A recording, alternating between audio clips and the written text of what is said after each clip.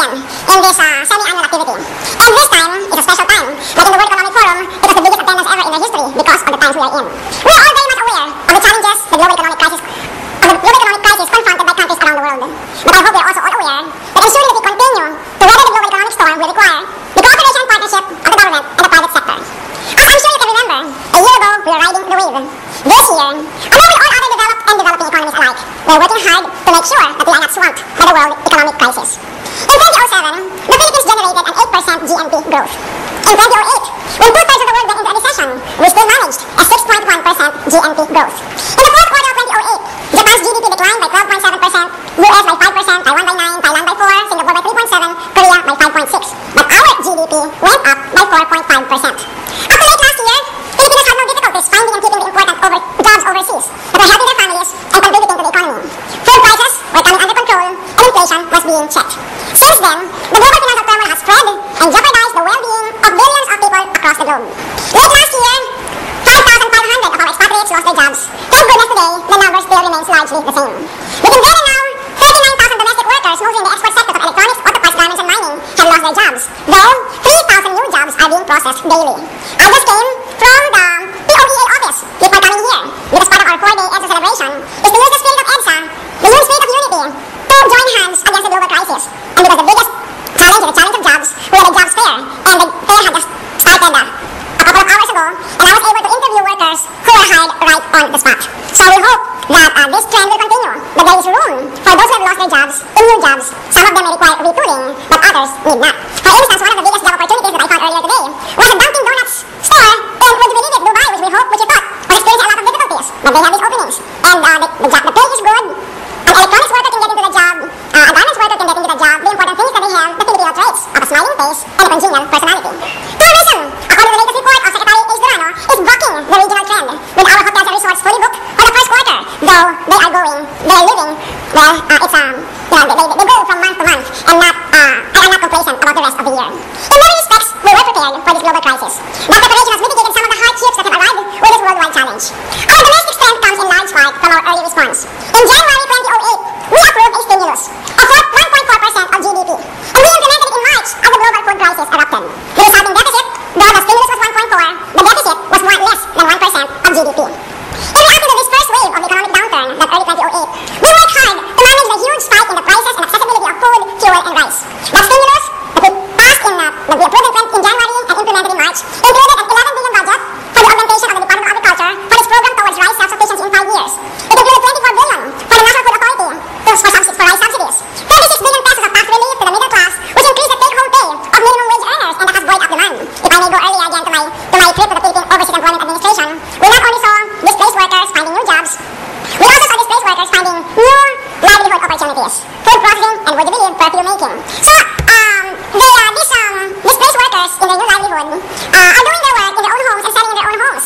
And the one who was doing meat processing has a very brisk business, so she has decided that she will work also, she also study part-time in TESDA, so she can go into commercial cooking and expand her little meat process business into a restaurant, because she's doing very well where she is now. The other one is producing perfumes, and I said, why did you get into the idea of perfumes? And she said, well, you know, we Filipinas, we never get out of our house without putting perfume on, so I figured that I would have a good market. So she went into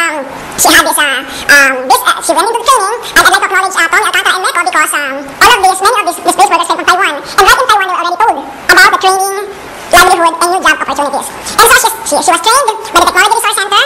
They gave her all the possible sources of supply, so she has her supply of her bottles, her essence, essential oils, and so on. And so I said, how is your business doing? She said, very well, I have a very, very good market. So we really thank the consumption, our domestic consumption, because they buoy up the new opportunities for our displaced workers. And a lot of that, I would like to think, was also encouraged by the tax relief of minimum wage earners that Congress passed last year. To go back to that stimulus that we approved in January and carried out in March, part of that included also 5 billion pesos of conditional cash transfers, 7.5 billion of various cash grants, and 32 billion pesos that went into a 10% salary increase for government employees, another stimulus for domestic consumption. And then we worked just as hard to meet the next wave. The crisis has come to be called the global tsunami, the worldwide financial calamity.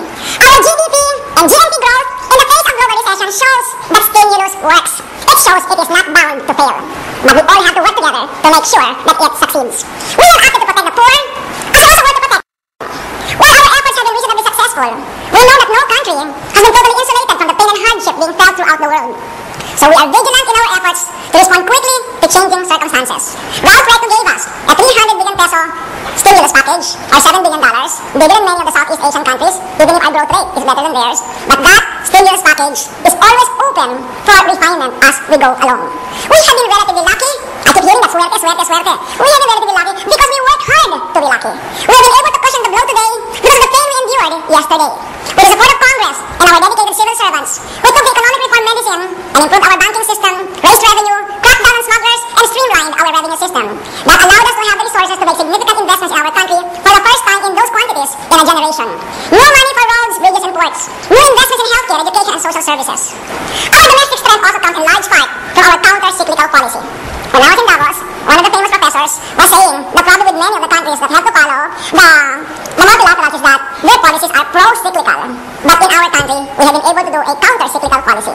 On fiscal policy, we increased taxes in good times, and now we have increased spending in bad global times. Both the national and the local governments now have room to spend and borrow, because the local governments this year are enjoying the biggest increase of 40 billion pesos in their internal revenue, because there is a 3-year lag in the computation. So since we increased the VAT, we implemented the VAT increase 3 years ago, now they will get their share from the VAT increase, while the serendipity they can spend now when spending is needed. On monetary policy, well, we all know that aside from Gary Tevez being the finance minister of the year for Asia, Sergio Campo has been well rated among our A central bankers in the world. The central bank has been prudent, with rates generally high during good times, while now lowering rates during bad local times, and some more room to ease if necessary. The financial sector has been strengthened to supplement its innate domestic orientation and inherent conservatism. Learning from the 1997 financial crisis, we worked out reforms, including the Special Purpose Vehicle Assets Act and other banking reforms, leading to lower non-performing loans and loan deposit ratios.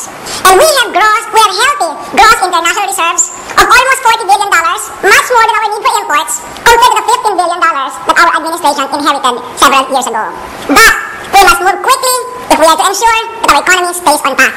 So that is what I was just telling Peter Fabile earlier when we were in the holding room waiting for Gary to finish his talk. We have to move quickly. Let's not wait for that and that to move before we do. Let's not wait for Congress to pass this or that because we have lump sums in our budget. Let's not wait for the private sector to come up with their part of the promise of the 100 billion peso private sector fund. Let's work on our 50 billion contribution.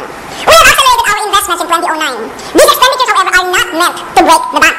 We have brought forward investments to further stimulate the economy, to help our people, and to sustain the growth that has been so important to our economic success. We remain mindful through all this spending that this acceleration of investments must be balanced. We cannot abandon our hard-fought gains in fiscal discipline. We may increase the deficit, yes, but it must be a finite number and not the sky's the limit. We must have a projection, a ceiling that we will stay under. We are well aware that we must both spend wisely and be prudent if we are to leave our nation in a healthy condition for the next generation. That is the road we were on before the onset of this global crisis. That is the road on which we would like the country to continue when this challenge has passed. The world financial crisis appears deeper than most anticipated. However, I don't think our plans are doomed to fail. We remain cautiously hopeful that we can continue to insulate the Philippines from the full frontal assault that much of the world is experiencing. Yet, we realize with each passing day, that objective becomes a greater challenge, and therefore, we must always be ready to innovate. Our government is up to the challenge, but it is clear that our success will come only if it is a true team effort. Government will do its part, but the private sector must step up and seize the opportunity we have created a nation that is more stable and secure than at any time in recent memory. Working together, we have created a better deal, if you will, than many countries in the region. So now I call upon the leaders of our private sector to take up the challenge at this important time. Join your government and continue to invest in our nation's future. Work with us to ensure that our nation's limited resources, finite resources, are able to meet the objective of improving the lives of the people of the Philippines. We must all band together to shoulder the responsibility of bringing our nation through these challenging global times. As I said today, we have been successful, but now is not the time to be laid back or inactive.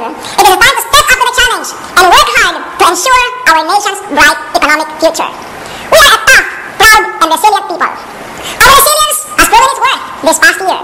It will see us through to the global economic rebound that we all know will eventually come. But if we are to continue on the path to progress, we must act together in common purpose to provide the long-term opportunities our people want and deserve.